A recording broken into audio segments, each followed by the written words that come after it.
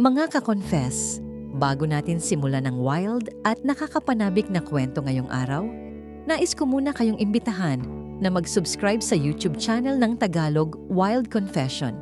Dito, hatid namin ang may init, mabibigat, at makabuluhang mga kwentong siguradong tatama sa damdamin. Paalala lang po, ang lahat ng kwentong maririnig ninyo ay pawang katang-isip lamang at ginawa para magbigay aliw at aral. Anumang pagkakatulad sa tunay na tao o pangyayari ay hindi sinasadya. At ngayon, mga ka-confess, ihanda nyo na ang sarili ninyo dahil isa na namang nakakaintriga at kapanapanabik na Tagalog Wild Confession ang inyong mapapakinggan. Simulan na natin. Dear Ate J, hindi ko alam kung saan ako magsisimula, pero siguro mas mabuting simulan natin sa kape. Kilala mo naman ang buhay sa Alabang, di ba? Mapayapa sa umaga pero pagsapit ng gabi, lalo na sa mga opisina sa Northgate o sa Philinvest, tila may sariling mundo ang bawat gusali. Ako si Elena, 32 taong gulang at sa loob ng 7 taon, naging tapat akong empleyado ng isang malaking kumpanya rito. Maayos naman ang buhay ko, Ate J. Sa katunayan, stable ang matatawag sa sitwasyon ko. May asawa ako, si Mark, isang mabuting tao, masipag at provider.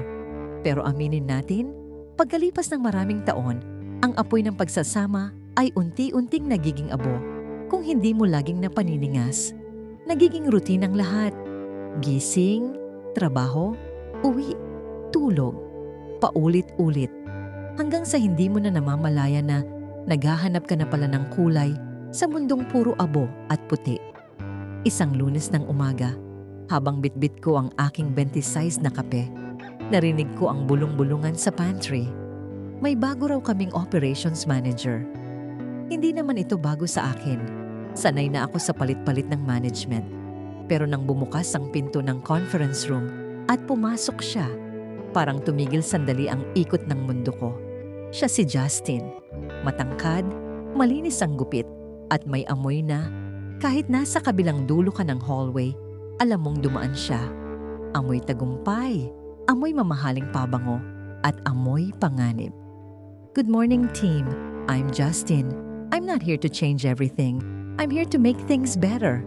Wika niya. Simple lang ang sinabi niya, pero ang boses niya, baritono na may konting gasgas, ay tila humahaplos sa pandinig ko. Noong una, professional lang ang lahat. Meeting dito, report doon. Bilang isa sa mga senior team leads, madalas ko siyang makasama sa mga closed-door sessions para pag-usapan ang mga metrics ng kumpanya. Pero doon ko napansin ang maliliit na bagay.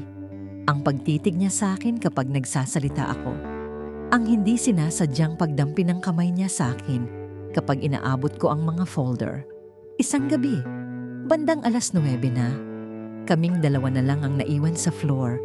Umuulan ng malakas sa labas, iyong tipong bahana sa tapat ng festival mall, kaya mahirap nang kumuha ng Grab.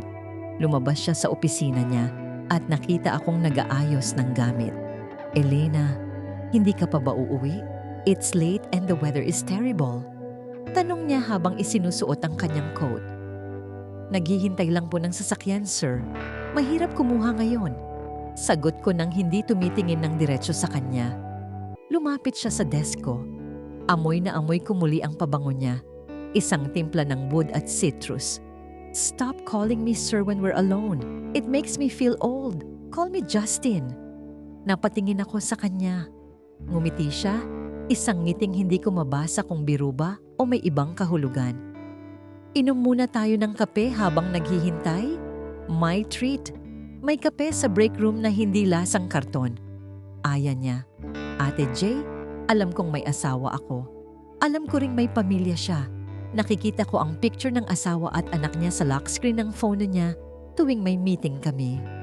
Pero noong gabing yon, sa gitna ng lamig sa Alabang, parang gusto ko lang ng konting init ng pakikipag-usap. Pumunta kami sa pantry. Doon, hindi trabaho ang pinag-usapan namin. Pinag-usapan namin ang mga pangarap naming hindi natupad, ang pagod sa buhay corporate at ang kalungkutang dala ng pagiging perpekto. sa mata ng ibang tao. Alam mo, Elena, panimula niya habang hinihigop ang kape, madalas nakakapagod maging yung taong inaasahan ng lahat. Minsan, gusto mo lang maging ikaw kahit mali. Kinabahan ako sa sinabi niya. Para bang nababasa niya ang laman ng isip ko. Ang mga mata niya ay nakapako sa akin at sa unang pagkakataon, hindi ako umiwas. Lumipas ang mga araw matapos ang gabing iyon sa pantry at tila nagkaroon ng kuryente ang hangin sa tuwing magtatagpo ang aming mga mata sa hallway. Hindi na ito yung simpleng pagbati ng good morning. May kasama na itong mabilis na sulyap sa labi. O kaya ay ang paghinto ng ilang segundo na higit pa sa kailangan ng isang normal na pag-uusap. Isang Huwebes ng hapon, habang abala ang lahat sa end-of-month reports, nakatanggap ako ng mensahe sa aking personal na Viber. Hindi ko alam kung paano niya nakuha ang numero ko. Pero hindi na rin ako nagtanong. Lunch? I know a quiet place in Westgate, away from the office crowd, ang sabi sa message. Walang pangalan, pero alam kong siya iyon. Dapat sana ay tumanggi ako. Dapat ay sinabi ko na may baon ako o kaya ay may kikitain akong kaibigan. Pero ang mga daliri ko, tila may sariling isip, ay nag-type ng, "What time?" 12:30 nang pasimple akong lumabas ng gusali. Sumakay ako sa sarili kong sasakyan at nagmaneho patunog Westgate, isang open-air lifestyle center sa Alabang na hindi gaanong dinadagsa ng mga empleyado tuwing lunch break dahil medyo may kamahalan ang mga kainan doon. Pagdating ko, nakita ko ang sasakyan niya, isang itim na SUV na nakaparada sa isang sulok. Pumasok kami sa isang maliit na Italian restaurant na madilim ang lighting at kakaunti ang tao. Pag-upo namin, doon ko naramdaman ang tunay na kaba. Wala kami sa proteksyon ng aming mga desk at computer. Wala ang formalidad ng opisina. "You look tensed, Elena," puna niya habang binubuklat ang menu. "Relax. We're just two colleagues having lunch." Alam nating dalawa na hindi lang ito basta lunch, Justin. Diretsyong sagot ko. Gusto ko siyang hamunin, pero gusto ko ring marinig kung ano ang sasabihin niya. Ngumiti siya, yung ngiting nakakatunaw ng tuhod. "You're right. I've been thinking about you since that rainy night." Hindi ako makatutok sa reports ko nang hindi ko naaalala yung paraan ng pagtingin mo sa akin habang umiinom tayo ng kape. Sa puntong yon, parang nawala ang lahat ng moralidad na itinanim sa akin ng mga magulang ko at ng simbahan. Ang naririnig ko na lang ay ang tibok ng puso ko na kasing lakas ng tambol. Nag-order kami ng pagkain pero halos hindi ko na malasahan ang pasta. Ang buong atensyon ko ay nasa kung paano siya magsalita, kung paano niya hawakan ang baso ng wine at kung paano siya tumingin sa akin na tila ako ang pinakamahalagang tao sa buong mundo. Doon niya ikinuwento ang tungkol sa asawa niya. Sabi niya, perfect daw sila sa social media. Travel dito, dinner doon. Pero sa loob ng bahay nila, malamig pa sa North Pole. Wala na raw silang pag-uusap na hindi tungkol sa mga bayarin o tungkol sa anak nila. Nararamdaman ko siya, Ate Jay. Dahil ganoon din ako kay Mark. Mahal ko si Mark, pero ang pag-ibig namin ay naging parang obligasyon na lang. Nakakalimutan ko na kung paano maging babae. Lagi na lang akong asawa o empleyado. "Elena, I'm not a good man. I know that."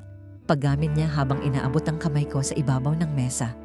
"But when I'm with you, I feel alive and I can see it in your eyes. You feel it too." Hindi ko binawi ang kamay ko. Hinayaan ko siyang haplusin ng mga daliri ko. Ang balat niya ay mainit, kabaligtaran ng lamig ng aircon sa loob ng restaurant. Sa sandaling iyon, ang guhit na hindi dapat tawiran ay unti-unti nang naglalaho. Pagbalik namin sa opisina, magkahiwalay kaming pumasok. Pero ang sikreto ay tila isang apoy na nagsisimulang lalamunin ang aming pagkatao. Tuwing dadaan ako sa tapat ng glass door ng opisina niya, sapat na ang isang mabilis na pagtango para malaman naming dalawa na may nagbago na. Hanggang sa dumating ang isang gabi ng Biyernes. May team building dapat ang kumpanya, pero dahil sa isang emergency, na-cancel ito sa huling sandali. Karamihan sa mga tao ay maagang umuwi para mag-weekend. Ako, Naiwan para tapusin ang ilang admin tasks. Bandang 8:00, nakita kong pumasok siya sa area ko. Hindi siya nagsalita. Dire-diretso siyang lumapit sa akin. Hinawakan ang braso ko at hinila ako patungo sa isang bahagi ng opisina na walang CCTV. Ang stockroom ng mga lumang files sa dulo ng hallway. "Justin, anong ginagawa mo? Baka may makakita sa atin." Bulong ko, bagaman hindi ako lumalaban. "Everyone's gone, Elena. It's just us," sagot niya. Isinandal niya ako sa malamig na pader ng stockroom. Amoy na amoy ko muli ang pabango niya. Pero sa pagkakataong ito, may kasama na itong amoy ng determinasyon. Hinalikan niya ako. Hindi ito yung hinalik na mapayapa. Ito ay hinalik na puno ng gutom, ng pangungulila, at ng pagre-rebelde sa mga buhay naming parehong nakakulong sa dapat at tama. Noong una, nag-alinlangan ako. Naalala ko ang mukha ni Mark. Naalala ko ang singsing sa daliri ko. Pero nang ipulupot ni Justin ang mga kamay niya sa baywang ko at idiniin ang katawan niya sa akin, nawala ang lahat ng katinuan ko. Tumugon ako sa bawat halik niya. Ang bawal na bunga ay tila naging pinakamatamis na bagay na natikman ko sa buong buhay ko. Sa gitna ng mga folder, lumang computer parts, at alikabok ng stockroom sa alabang, pareho naming kinalimutan na may mga taong naghihintay sa amin sa bahay. "Dito lang tayo, Elena. Huwag mo muna silang isipin." Bulong niya sa pagitan ng mga halik sa leeg ko. Ang bawat haplos niya ay tila nagpapasiklab sa bawat himaymay ng laman ko. Alam naming pareho na ito na ang simula ng isang gulo na maaaring sumira sa lahat ng binuo namin. Pero sa sandaling iyon, ang panganib ang nagpapasarap sa bawat segundo. Ang bawal mahulog ang empleyado na rule ng kumpanya, naging isang malaking biro na lang. Dahil hindi lang kami nahulog, sadya kaming tumalon sa bangin na wala kaming balak balikan. Ngunit ang hindi ko alam, ang gabing iyon sa stockroom ay simula pa lamang ng mas malalim na pagkakalubog. Dahil sa bawat patagong pagkikita, ang takot na mahuli ay napapalitan ng obsesyon. Obsesyon na hindi na namin makontrol. Isang gabi, pag-uwi ko sa bahay, sinalubong ako ni Mark ng isang mainit na hapunan. "Late ka na naman, Hon. Dami bang trabaho sa alabang?" Tanong niya ng may malasakit. Halos hindi ko siya matingnan sa mata. Ang labi ko ay tila nararamdaman pa rin ang halik ni Justin. Ang balat ko ay tila may marka pa rin ng mga kamay ng ibang lalaki. "Oo, Hon. Alam mo naman, end of quarter." Pagsisinungaling ko. Doon ko na-realize, mas madali palang magsinungaling kapag ang dahilan ng kasalanan mo ay nagpapararamdam sa'yo na buhay ka ulit. Kinabukasan, isang bulaklak ang bumungad sa desk ko. Walang card, pero alam ko kung kanino galing. Pero ang hindi ko napansin, may isang mata sa kabilang department na kanina pa nakamasid sa bawat galaw ko mula nang pumasok ako. Isang empleyado na matagal nang may lihim na galit sa akin at tila nakatunog na mayroong wild na nangyayari sa pagitan ng bagong manager at ng senior team lead. Ang mga sumunod na linggo ay naging parang isang mabilis na roller coaster. Ang bawat sulok ng opisina sa alabang ay naging piping saksi sa aming kapangahasan. Sa fire exit, sa parking lot ng mall, pagkatapos ng shift, at maging sa mga out-of-town client meetings na kami lang dalawa ang magkasama. Ang adrenalina ng pagtatago ang naging gasolina ng aming relasyon. Hindi na lang ito basta tawag ng laman. Naging adiksyon na ang bawat minutong ninanakaw namin mula sa aming mga tunay na buhay. Pero ang apoy, kapag hindi mo na kontrol, ay siguradong manunupok. Isang hapon, habang nasa loob kami ng sasakyan ni Justin sa isang tago at madilim na bahagi ng parking area, biglang kumatok sa bintana ang isang security guard. Nataranta kami, mabilis na nag-ayos ng damit at nagpanggap na nag-uusap lang tungkol sa trabaho.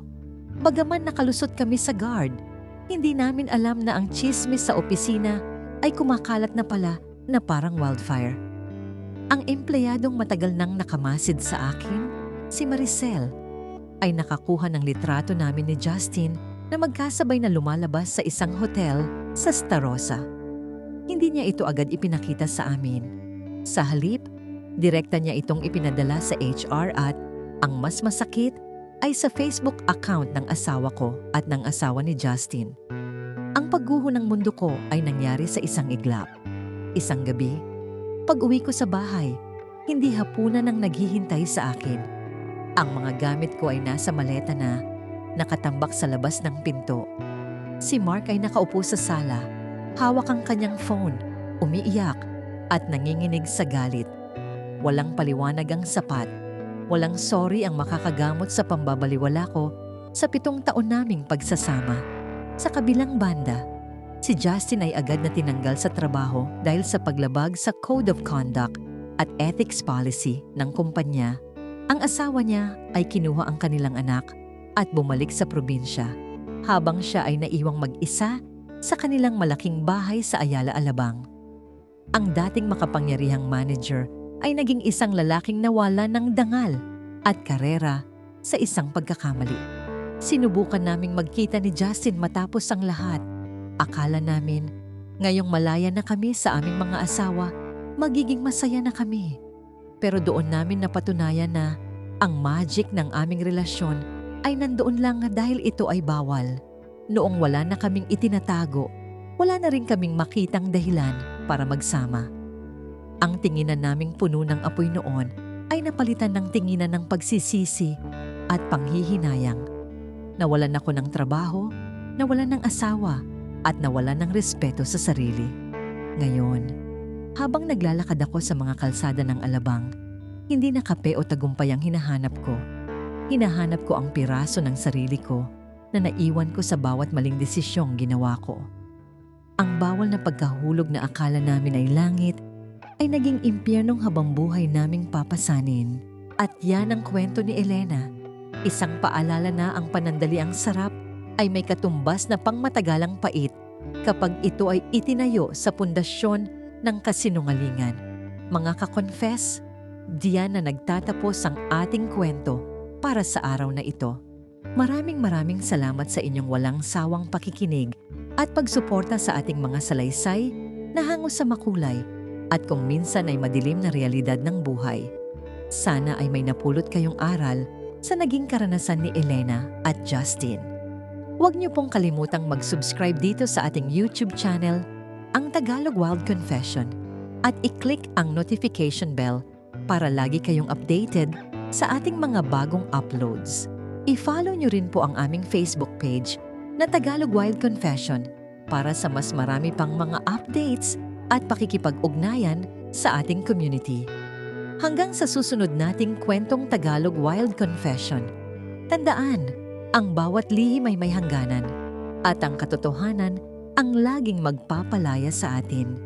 Maraming salamat at laging mag-iingat, mga ka-confess.